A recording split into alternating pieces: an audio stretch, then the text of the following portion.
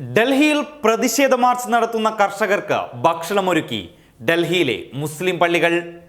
കർഷക പ്രക്ഷോഭത്തിന് മുന്നിൽ മോദി സർക്കാരും പോലീസും മുട്ടുമടക്കിയതോടെ കർഷകർ ഡൽഹിയിലേക്ക് പ്രവേശിക്കുകയാണ്. ഡൽഹിയിലെത്തുന്ന പഞ്ചാബിൽ നിന്നടക്കമുള്ള കർഷകർക്കാണ് ഡൽഹിയിലെ വിവിധ മുസ്ലിം പള്ളികളിൽ നിന്ന് ഗംഭീര ഭക്ഷണം തയ്യാറാക്കിയിരിക്കുന്നത്. ഡൽഹിയിലെത്തുന്ന കർഷകർക്ക് ആവശ്യമായ ഭക്ഷണം വിവിധ മുസ്ലിം പള്ളികളുടെ നേതൃത്വത്തിൽ തയ്യാറാക്കുന്നുണ്ട്.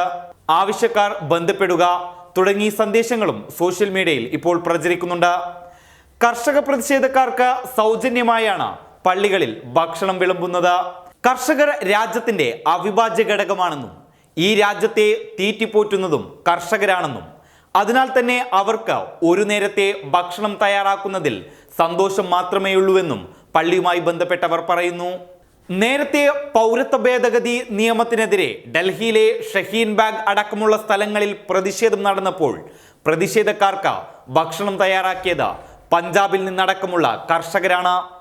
അന്ന് പ്രതിഷേധക്കാർക്ക് വേണ്ടി റൊട്ടി ചുടുകയും ഭക്ഷണം തയ്യാറാക്കുകയും ചെയ്യുന്ന കർഷകരുടെ ചിത്രം സോഷ്യൽ മീഡിയയിൽ ഏറെ ശ്രദ്ധിക്കപ്പെട്ടിരുന്നു. എന്നാൽ അതിന് പകരമല്ല ഇതെന്നും അത്തരം കാര്യങ്ങൾക്ക് ഒന്നും പകരമാവില്ലെന്നും നാനാത്വത്തിൽ ഏകത്വമാണ് ഈ നാടിന്റെ കരുത്തെന്നും അത് നിലനിർത്തുകയാണ് തങ്ങളുടെ ലക്ഷ്യമെന്നും ഡൽഹി പള്ളിയുമായി ബന്ധമുള്ളവർ പറയുന്നു.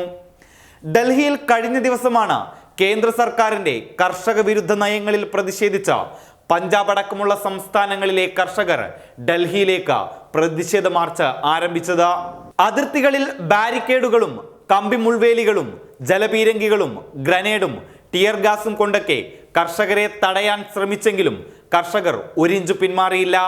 ഇതോടെ കേന്ദ്രം കർഷക പ്രതിഷേധത്തിന് മുന്നിൽ മുട്ടുമടക്കുകയായിരുന്നു. എന്തായാലും ഡൽഹിയിൽ നിന്നുള്ള സൗഹൃദത്തിന്റെ ആ കാഴ്ച എന്നും നിലനിൽക്കട്ടെ.